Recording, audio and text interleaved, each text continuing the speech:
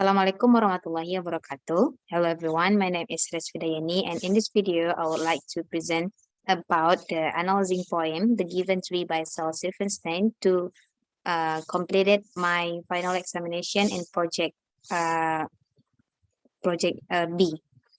So The Given Tree The Given Tree is the poem. It's a classic example of the relationship between nature and humans. The boy in the poem represents the whole of humanity, and the tree, aptly described as giving, represents the nature. In its nascent stage, the boy loved the tree and peacefully coexist with her, playing and enjoying her gift. There were no expectation, no deep intention, just pure unconditional love. But then the boy began to grow up just like human evolved, and he began taking things from the tree which damaged her. He took her fruits, her branches, and her trunk, just like the current humans rob nature of its resources. The evolution of the boy sees him obtain characteristic of greed and selfishness. He doesn't stop and think of what he does to the tree, but just asks her of whatever he wants.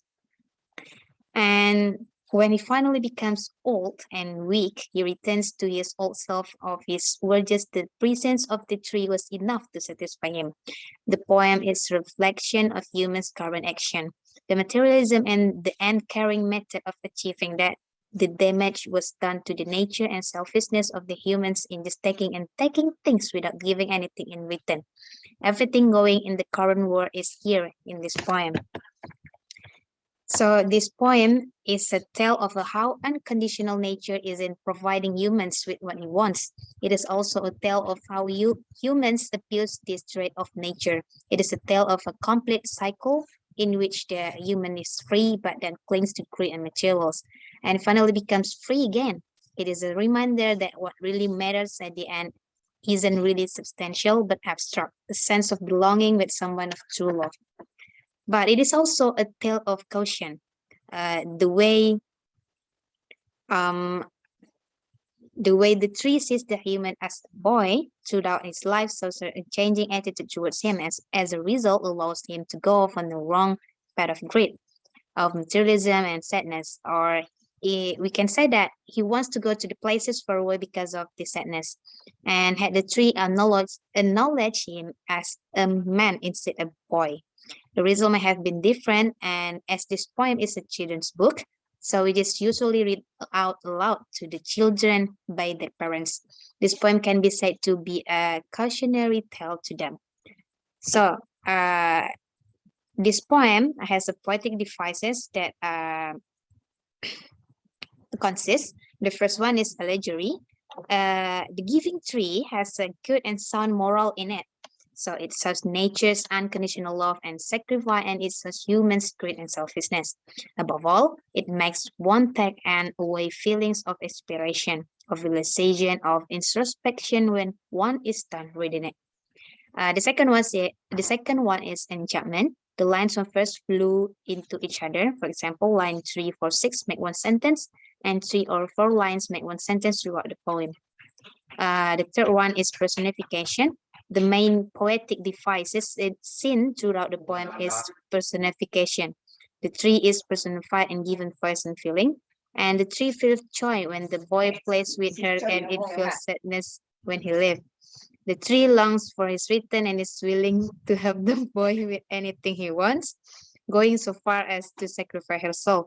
The tree can be taken to be the personification of a mother, a father, or any person who shows unconditional and sacrificial love towards another. The fourth one is free verse. The poem has not a single rhyming instance in it, nor does it have any regular meter. It is written in free verse with language that can be understood easily by anyone. The fifth one is allusion. There are passing mention of the boy's family, wives, and kids. There are also mention of a house and a boat. The sixth one is narrator. The poem Silverstein is the narrator of this poem as the author. This is mentioned specifically because the poem is told in a third-person view. And the seventh one is theme. Throughout the book, there are multiple themes present. Some people think that the book represents a relationship between a parent and their child. The tree would represent as the parent, and the boy would represent as the child. The child. Oftentimes, a parental figure gives so much to the children that they are left with nothing else to give. The selfishness of the parents end up destroying themselves in the long run after giving happy because they are able to provide for their children. Some critics view the tree or parental figure as an enable, and some view the boy or child as a selfish person who only takes without being thankful. Another popular term that this book represents is the relationship between the earth and humans. The tree would represent the earth, and the boy would represent the humans. In this day and age, humans tend to take from the earth without caring how they are affecting the earth. In a religious lens, this book can represent the relationship that God has with His people. The tree would be God, and the boy would be His people, the humans. In this terms, the book demonstrates that God will always be there for His people if they need help.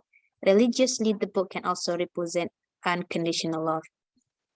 Overall, The Giving Tree by the author Sal Silverstein is an aptly crafted children's book that tells the act of giving and represent the relationship that all people have. And the eighth one is central idea of the poem. The poem can be taken in either way, positive or negative. It can be taken as a celebration of nature's giving, and it can be taken as lamentation of human that taking, or it can be taken as a caution to the parents. At its heart, the poem is a reminder that it is the little things in life that give us the most happiness. The happiness the boy experienced when he was playing with the tree, or the satisfaction he felt when he just sat on the tree, which was now just a stump, was not found by him when he was making money or building a house. It is a small moment of unconditional action that gives us a most joy. The next one is the tone of the poem.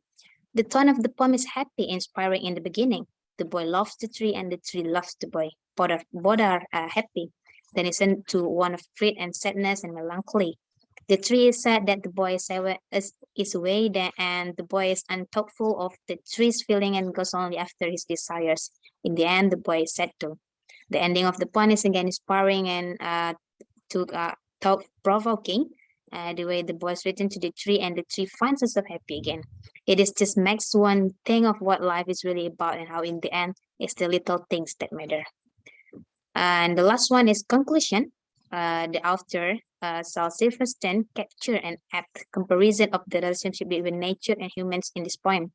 The poem has multiple angles in which it can be explored. It is deep and melancholic and inspiring. Do not go run off faster materials. Instead, look for someone who can love you unconditionally and stay with them. Because at the end of the day, it is all that matters. This is what the poet is trying to say through this poem. So that's all about my presentation. Hope you enjoy it, and assalamualaikum warahmatullahi wabarakatuh.